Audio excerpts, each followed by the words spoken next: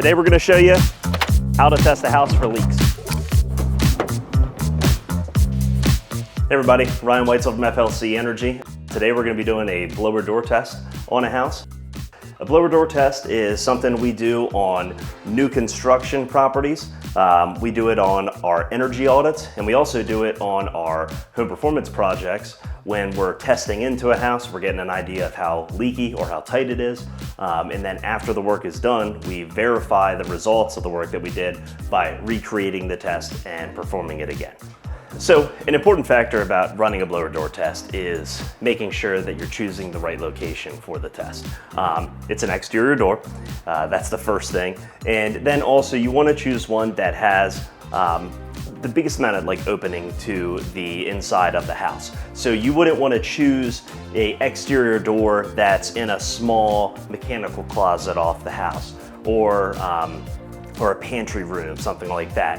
You want to be at a front door, or if you need to choose a back door because of sizing constraints of a door or something like that, just make sure that it has good flow to the rest of the house so you can really move that air from the furthest point of the house to this location and pressurize the home or depressurize the home properly.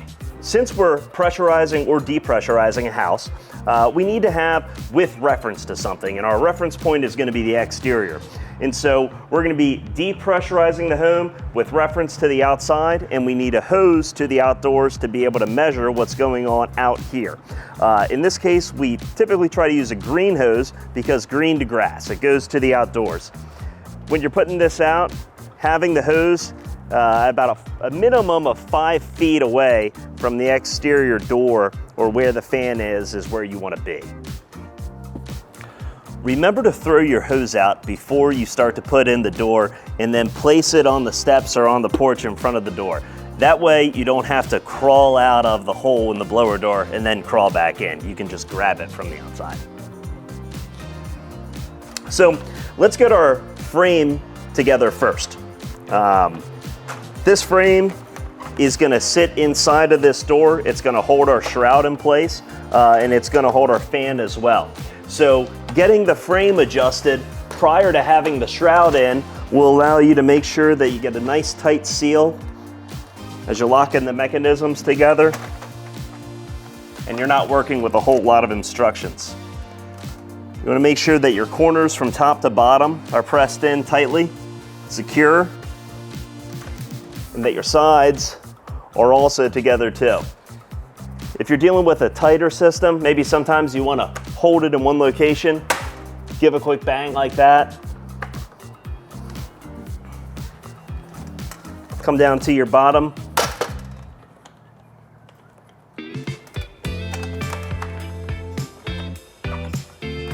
okay.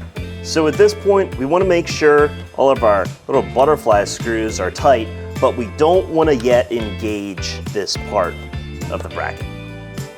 Your blower door shroud. If you can find a nice open space in the house that doesn't have a lot of obstructions, we'll get this out and we'll begin to unfold this completely.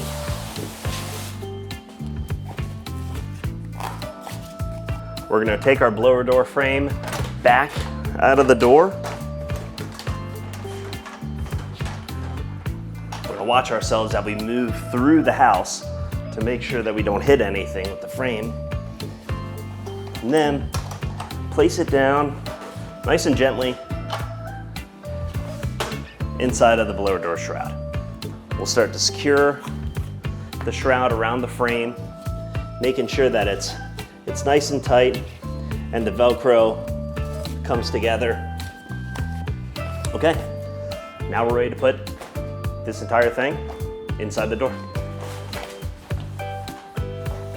So now we're going to take the frame and the shroud, and we're going to put this whole thing back in the door. It's nice and tight because we already set up the frame inside here before we put the shroud around it. Now's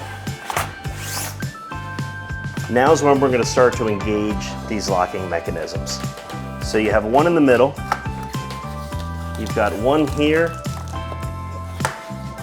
another one for the sides, your top unit, and then one more at the bottom. Remember what we said about grabbing our green hose? Fall out of the hole in the blower door and then crawl back in. Now, nice and easy to grab. This is going to go through one of these little hose openings. There's one on the right side. There's also one that exists on the left side. Whichever one you want to pull it through is going to be dependent on where your manometer is going to be. Now for installing the fan inside the blower door or inside the shroud. The direction of your fan is going to depend on whether you're depressurizing or pressurizing the house. In most cases, we're depressurizing homes, but there might be some cases where you might be pressurizing it if you're doing, maybe you're checking smoke through holes on the outside of the house, something like that. In our case, since we're depressurizing, we're going to have the fan facing with the metal grill towards the exterior and these plastic pieces that are removable towards the inside of the house. Get that through, and now start to take the elastic portion of this opening, pull through the fan. Now, we don't want our fan to be flopping around. We don't want it down at an angle. So, taking the strap across the center bar here, pulling it nice and tight, propping this up. Now our fan is nice and level. It's free floating on the bottom. You might not always need this. You might have a door because of the way the jam's set up that it sits perfectly flat, and that's okay too. But generally, having a strap is nice prep work. Here's our fan control unit. Unravel this. If you can, place it on the door. You can tighten it up. Don't over tighten it. You just need enough to hang there. Depending on the manometer that you use, we're going to be using a DG1000 today, but you might have a 700. If you do, that manometer can be placed up here. They make one for a DG1000 as well. I just don't use one. Here is our power cord that's going to go into our fan. I'm going to pull the power cord to the side just so it's out of your way so you're not working over top of it. You don't want it draped over top of the fan or anything like that, or coming across the front of the unit. One important thing before you plug this in, make sure that the fan control is in the off position. Some of these are going to have an actual button to turn it on and off. Other ones you'll turn off by engaging the actual fan control for the speed. Turn it all the way to the left until you hear it click. That way when you plug this in, you don't have the fan immediately burst on if you haven't done all your other prep work, or scaring you or the customer. This does have a ground on it, so in an older home, you might need an extension on this to be able to get into some older plugs. Maybe keep an extension cord with you as well. All right, so this is our DG1000. This is nice, especially for new auditors or new people to blower door test, because it's intuitive, but it also shows you exactly what you need to hit dependent upon the test that you're running. Power button is right up here.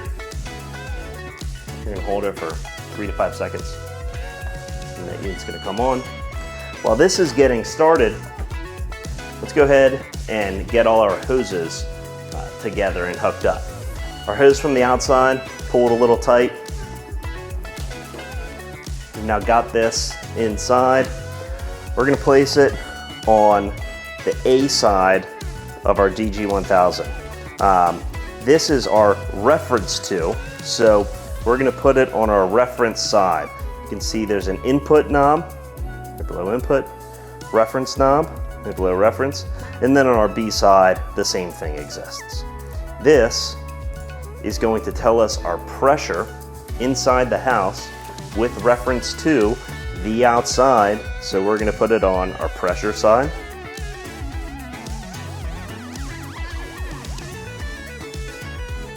With reference to the outside. Secondary hose here. This is going to go into the top of our blower door fan. This is actually going to measure the cubic feet of air per minute of the air that's moving through this blower door. It's basically, this is what's going to tell us how much air this house is leaking.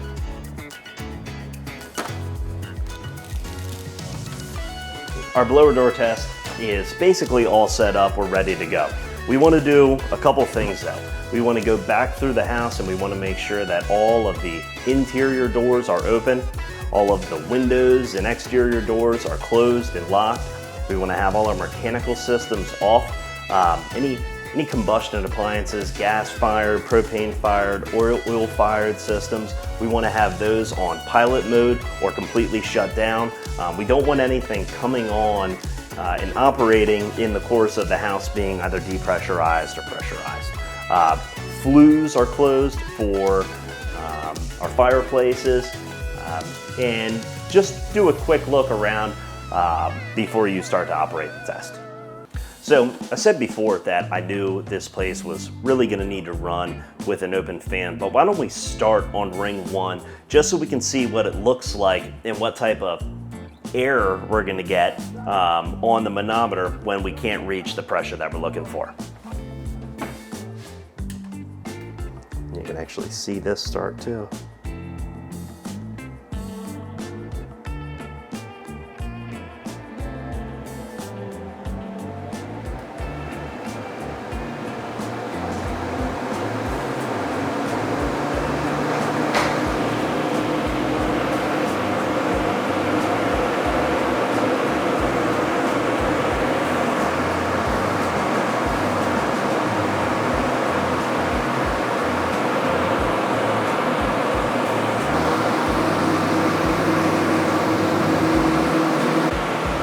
So right now, we're on ring 1, right?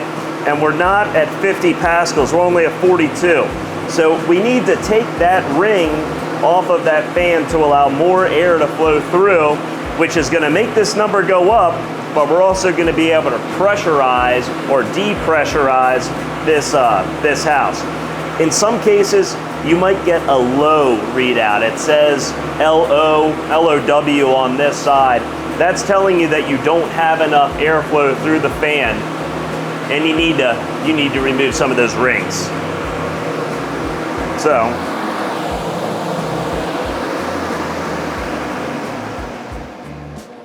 slowly back off that again.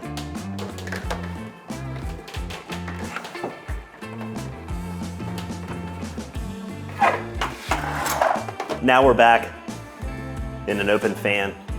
We've adjusted our manometer. We're gonna run this test again, and now we're gonna get up to 50 pascals.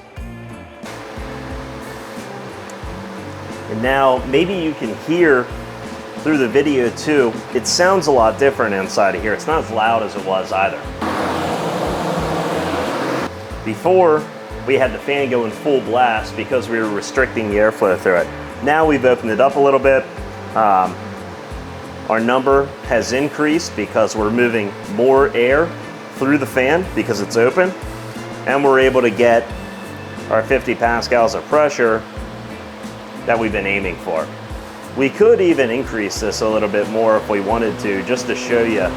We can drive that pressure up.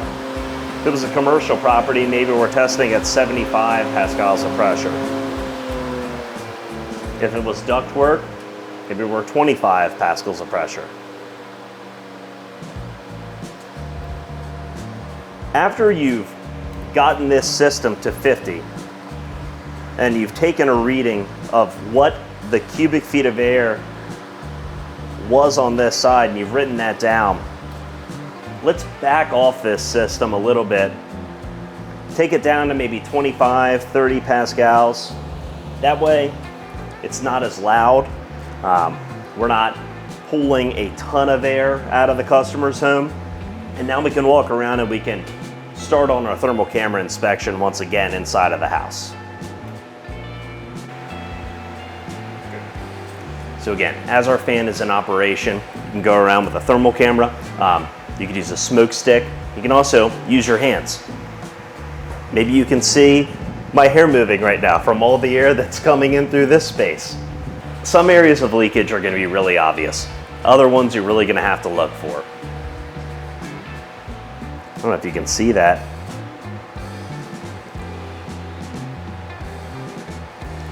If you can see some of the streaking, there's a good space right there. See those kind of fingers that you're seeing streak out from the corner of that window, that is cold air from the outside coming in. And we're not necessarily seeing the cold air, but we're seeing the temperature change that occurs as that air temperature moves over a surface. It's happening there. It's also happening at the baseboard too.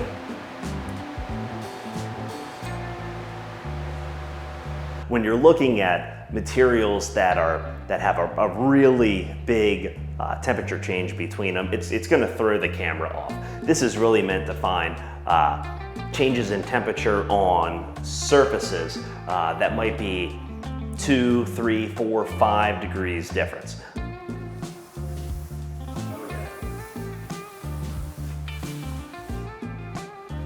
I always talk about that as a perspective to see how quickly temperature change really occurs, because if you think about touching a hot stove and you can put your finger right on it and you can burn yourself, or you probably did that when you were a little kid. That's just a few degrees of temperature difference between the temperature of my hand and the floor here. And that's, you can see how fast or how quick I changed the temperature just by touching it. So we've wrapped up our blower door test now. Maybe you had this going for 2 minutes, 5 minutes, maybe you had it going for 30 minutes while you were doing blower door guided air sealing inside the house. You can now get ready to break the system down, put it away. You can also put the cover back on and leave this in if you're still gonna need it again. Maybe you're in the middle of working on a house and you identified a problem and you don't need to run this, so you're gonna cut it off and you're gonna come back to it. Either way, let's grab our cover, put it back in our fan, and we're gonna turn our little clips to hold it in place.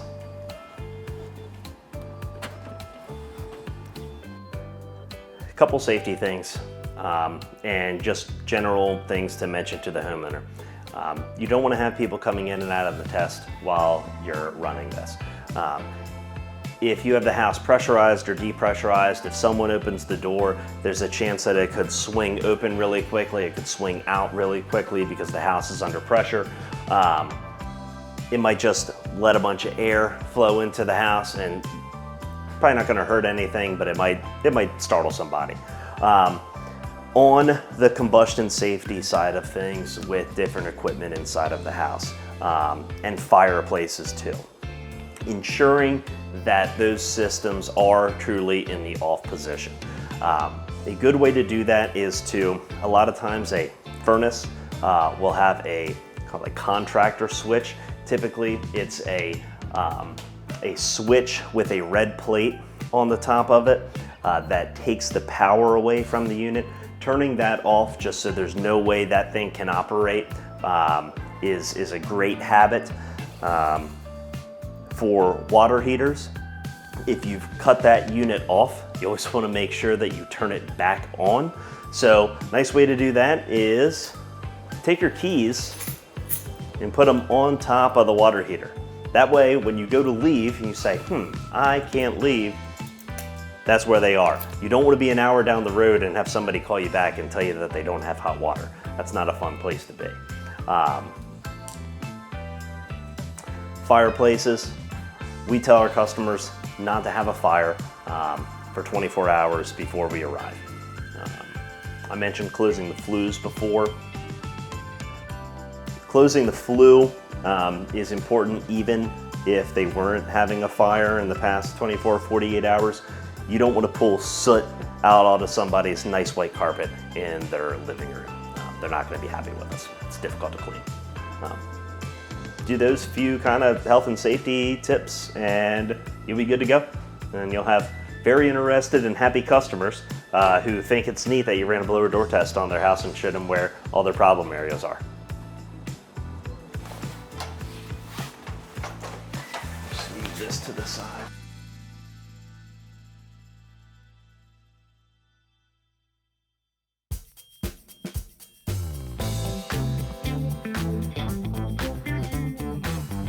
Take our cover,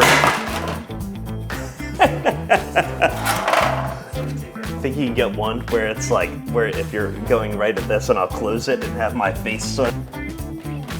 Side note, if this gets stuck, don't just yank on it. Just leave it alone and make sure you can grab it on the outside. Whoop. Close all your exterior windows, doors. It's stupid, I put exterior windows. That's it. We did this nice thermal camera test before and during our blower door test. Making sure the dryer's closed too and off, that's important.